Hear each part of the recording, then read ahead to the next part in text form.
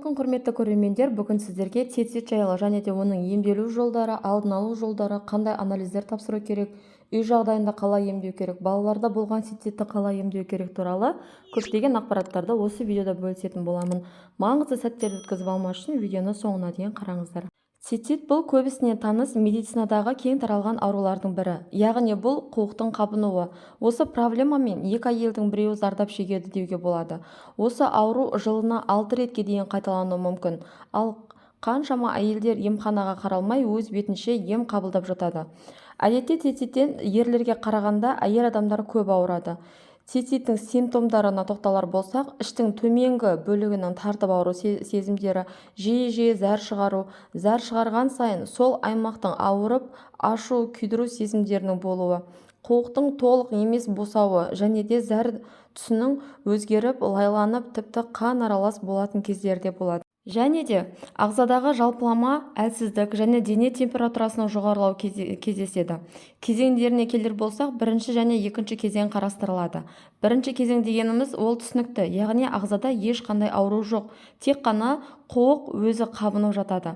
Ал екінші кезең дегеніміз қандай да бір орын қабынады, соның инфекциялары қан арқылы, яғни гематоген жолымен қуыққа таралып, қуықта қабыну процесіне циститті шақыратын болады. Сіз оны екінші кезең деп атасақ болады. Және де оның бұдан бөлек жедел және созылмалы цистит деген түрлері де бар. Ал енді осы циститке алып келетін себептерге тоқталайық. Көбінесе бұл циститті ішек таяқшалары туындатады.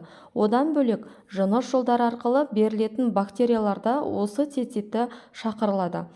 Ерлерде көбінесе қуықтың қабынуы болғанда қуық асты безінің ұлғаюынан жұқпалы аурулар кезінде дамуы мүмкін. Жалпы қуықтың қабынуын шақыратын ең негізгі фактор, яғни суықтауды жатқызамыз. Көбінесе бұл қыс мезгілдерінде жиі кездеседі. Яғни циститтің қай кезінде болмасын тапсыру керек болған анализ бакпасеп мачи. Бұл қалай тапсырылады?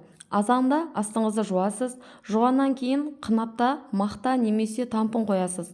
Сөйтесіз дағыны кіші дәретіңізді бастапқы бөлігінен шығарыңыз да, ортаңғы бөлігін стерильный банкіге құйып, апарып өткізесіз. Неге десеңіз, сол арқылы олар қандай бактерия бар екенін айтатын болады. Және де сол бактерия қандай антисептиктің әсерінен өлетіндігін айтады. Сол арқылы сіз ем қабылдау керексіз. Бұл бірінші орында. Ал оған дейін анализ тапсырып болғаннан кейін сізге уақытша емделуге болатын емдер туралы айтып өтейін. Яғни мануал ішсеңіз де болады. Бір порошогын түнде ұйықтар кезде ішесіз, оны ішкеннен кейін 2 сағатқа дейін кіші дәретке бармай шыдауыңыз керек. Сонымен қатар екіншісі бұл фурадолин. Яғни бұл фурадолинді күніне 2 таблеткадан күніне 3 рет ішуге болады. Және де камфорный масло жағуға да болады. Ол жерге ыстық қылып, яғни қуыққа бассаңыз да болады. Келесі емдеу тәсілі, яғни ол ромашка. Ромашканы қайнатып, соның буына отыруыңызға да болады. Бірақ астыңыз күйіп қалмауы керек. Яғни осындай нәрселер арқылы үй жағдайында емделуге болады. Қатты ауруды басу үшін, ал ары қарай сіз дұрыстап ем алмасаңыз, ол созылмалы түрге өтетін болады. Созылмалы түрі дегеніміз не? Созылмалы түрі дегеніміз сіз үнемі жылына 2-3 рет емделіп отыратын боласыз. Сәл ауа райы ауысса да емделетін боласыз, сәл түшкірсеңіз де барып емделуіңізге тура келетін болады. Осындай түрге асқынып кетеді. Ол ары қарай кіші дәретті ұстай алмауға алып келеді. Байқасаңыздар, үлкен апалар, тіпті үлкен емес 60-тан кейінгі әйелдерде көбінесе түнгі уақытта жіберіп қою болып жатады, және төсегіне жіберіп қойып жатады. Үнемі прокладка қойып, оның үстіне жаңағыдай салафан қойып сөйтіп жүреді. Неге? Себебі осы нәрсенің кезінде алдын алмағандығынан. Сіздерге және де үй жағдайында циститті емдеудің бірнеше жолын айтып өтетін боламын. Циститті келесі үй жағдайында емдеу жолы үйдегі кәдімгі лавровый лист, яғни біз тағамға қосатын лавровый лист. Яғни лавровый листтің бір пачкасында 30 грамм болады. Сол бір пачкасын 8-9 литр суға салып 20 минут қайнатасыз. Сосын үлкен ыдысқа құйып, ыстықтау етіп, сол суға отырасыз.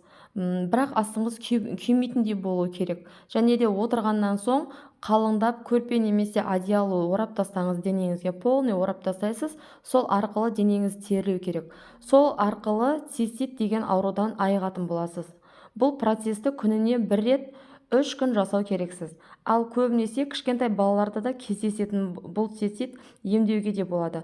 Көбіне кішкентай балаларда қуық жағына тез салқын тиіп жатады, және де аяқтан суық өтіп кетеді. Сонда жағдайларда балалар қайта-қайта кіші әжетті шығара беретін болады.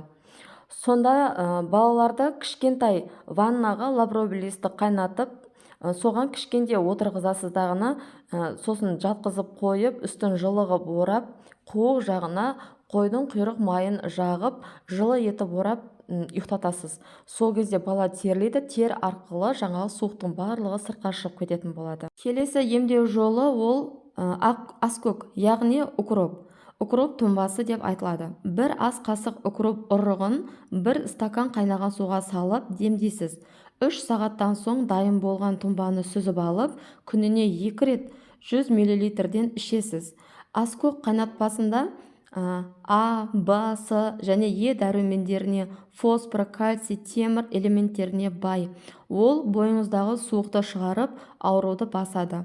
Келесі емдеу тәсілі ол ақжелкен, яғни петрушка. Петрушканың тұнбасын дайындайтын боламыз.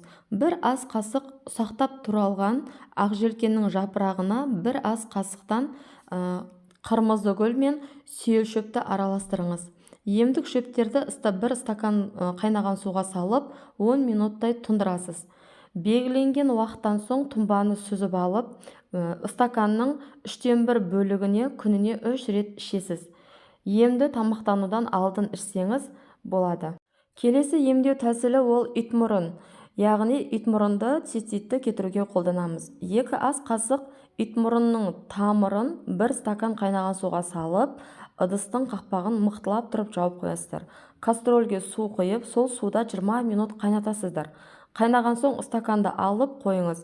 Салқындаған соң сүзіп алып, тамақтан алдын күніне 4 рет 10 мл ішу керексіз. Құрметті көрермендер, мен айтып өткен ақпараттар сіздерге пайдалы болған болса, арнама тіркеліп, қоңыраушаны басып қоюды ұмытпаңыздар. Және де осындай циститтің қандай түрлері сіздерде болды? Осы видеоның астында комментарий бөлімінде өз ойларыңызды жазып кетіңіздер. Үй жағдайында емделдіңіз бе, әлде дәрігердің көмегімен емделдіңіз бе? Сол туралы жаза кетіңіздер.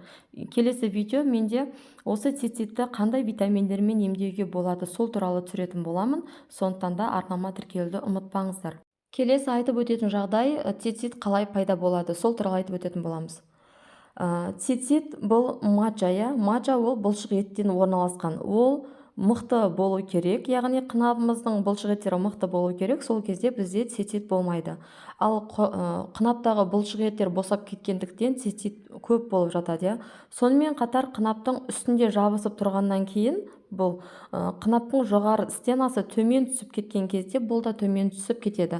Және де зәрдің жоғары жағы бос болып тұрса да, төменгі бөлігіне кішкене ғана маджа жиналса, соны шығаруға жүгіріп әжетханаға бара беретін боласыз. Яғни бұл қысым. Яғни қысым оны итеріп, тұрақты түрде жаңағыдай қысым бойынша итеріп, кішкентай ғана әжеттің өзін шығарып тұратын болады. Сондықтан да сіз осындай жағдайларға тап болған болсаңыз, жедел түрі болсын, мейлі созылмалы түрі болсын, немесе кіші дәреттің мүлде ұстай алмайтын түрі болсын, жасыңыз келген сайын бұл проблемалар бастала береді.